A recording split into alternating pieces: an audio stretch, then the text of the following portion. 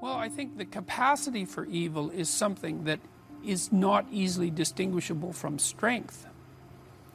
You know, and I mean, my knowledge runs out at this level of analysis in some sense. The world seems to be structured so that we can act for the good and we can act for evil. And I think that's associated with self-consciousness. And I think that's illustrated in the story of Adam and Eve. When Adam and Eve become self-conscious, the scales fall from their eyes. They realize that they're naked. And to realize that you're naked is to understand your vulnerability. That's why Adam and Eve clothed themselves right away. Oh no, I'm naked, I can be hurt. Okay, I can be hurt. I have to clothe myself, I have to protect myself in the future. You actually become aware of that in a way that animals aren't. Well, what does it mean that you're naked? It means that everyone else is too. Yeah. What does it mean that you can be hurt? It means that everyone else can be hurt too. It means that you could hurt them.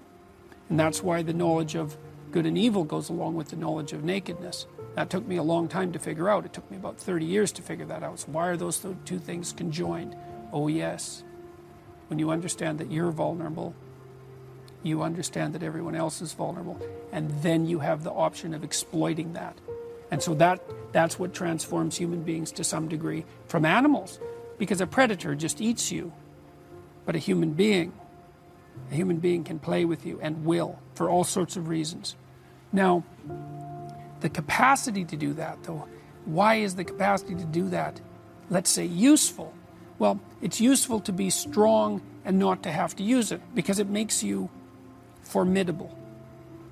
And I think that you have to be formidable in order to move forward properly in the world, even to get through obstacles that aren't. Just to get through obstacles, you have to have some strength of character. You have to have some commitment. And some of that is, there will be a cost if you interfere with me. It'll be the minimal cost necessary. Let's say if you've got yourself under control. It will be the minimal cost necessary. But do not be thinking there won't be a cost.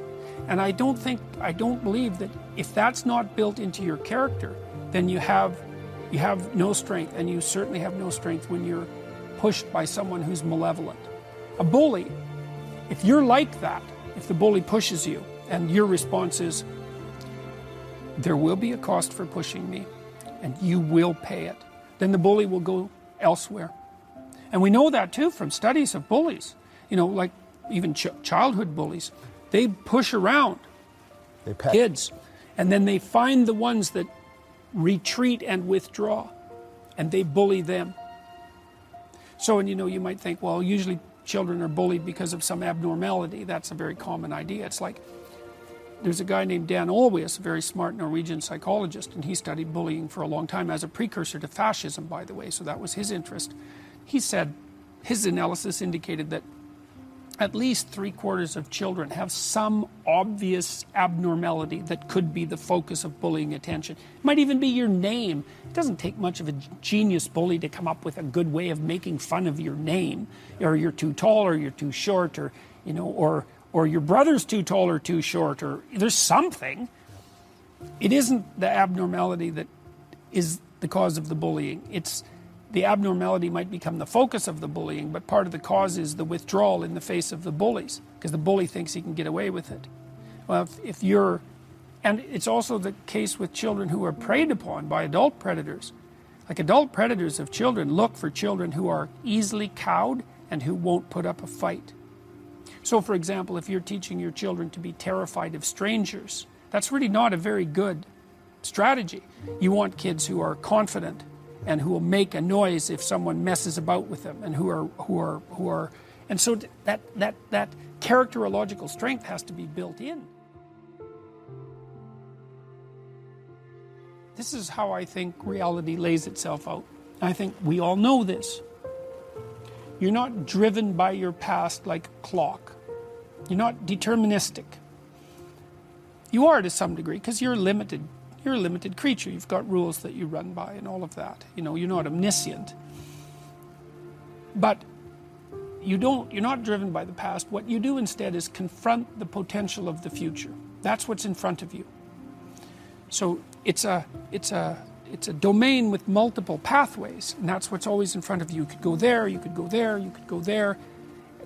There's an array of choices that confront you. You confront that as soon as you wake up and become conscious in the morning. And then there's all this potential that's there in front of you. And you use your ethical choice to determine which of those possibilities will become actual. And it's through that mechanism that you participate in the creation of reality. And that's the making of you in the image of God. Because that's what God did at the beginning of time, according to our old stories, right? Spoke and transformed potential into the being that was good. And that was dependent on using truthful speech.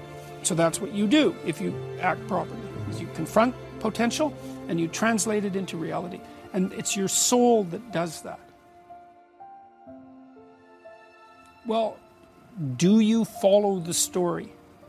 That's a fundamental religious question. You know, when people go to see a movie like Pinocchio, which is a movie I've taken apart online in some detail, it's like they suspend disbelief. No one thinks that a wooden puppet has become alive.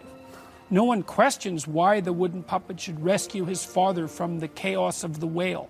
It all just makes sense. It's like, well, yeah, but why does it make sense exactly?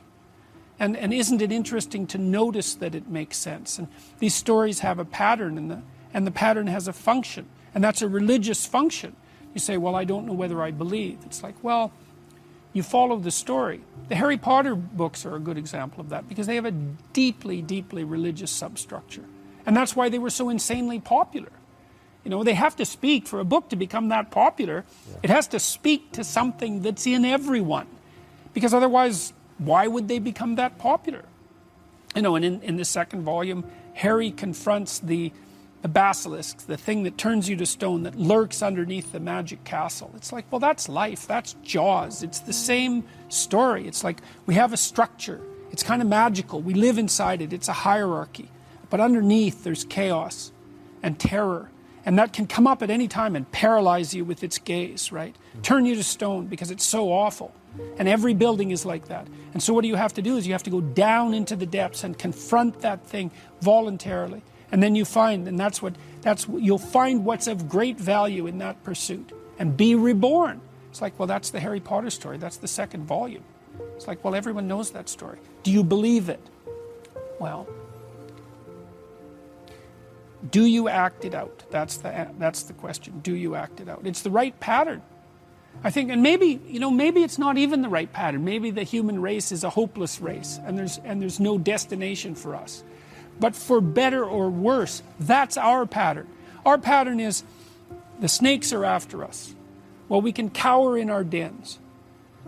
Or we can go out and we can find the source of the snakes. And we can contend with it. And that's what we decided to do. And God only knows how long ago, millions of years, we decided we weren't going to cower in our dens. We were going to go out and root out the snakes. It's like St. Patrick or St. George. And then we found, well, there was the snakes that will eat you. And then there were the snakes that were in other people's hearts. And then there were the snakes that were in your hearts. And all those had to be contended with and rooted out. And that's part of the even deeper mythology. Is that, like, there's an association in Christianity between the snake in the Garden of Eden and Satan. It's like, well, where did that come from? what kind of crazy idea is that? Well, I just laid out the idea. It's like there's always a snake. What's the worst possible snake? Well, it isn't an actual snake. It's a metaphorical snake. It's the snake that's in the heart of your enemy when he comes to burn down your city. Well, what if you get rid of your enemies? Well, the snake's still there. Well, then it's in your heart. So what's the ultimate battle? The ultimate battle is with the snake in your heart. I had this kid talk to me at a barbecue I was at this weekend, and he's working with delinquent kids, 13 and 14 years old. And he said they were pulled out of other delinquent camps and brought to his camp, which was for the worst delinquents. And he started talking to them about my lectures. And so they've been watching him, and now they have a little fan club that's based around my lectures, and they're doing things like talking to each other about making their beds and cleaning up their rooms. It's like, it's unbelievable how little genuine encouragement many people need, and how they had none. No one ever said to them, and meant it, it's not okay for you to be a weak loser. It's not okay. And the reason it's not okay is because you could be way more than that. And it's a crime, an ethical crime, for you to allow all that necessary potential to go to waste. It hurts you, it hurts your family, it hurts the world. Really, really, it does.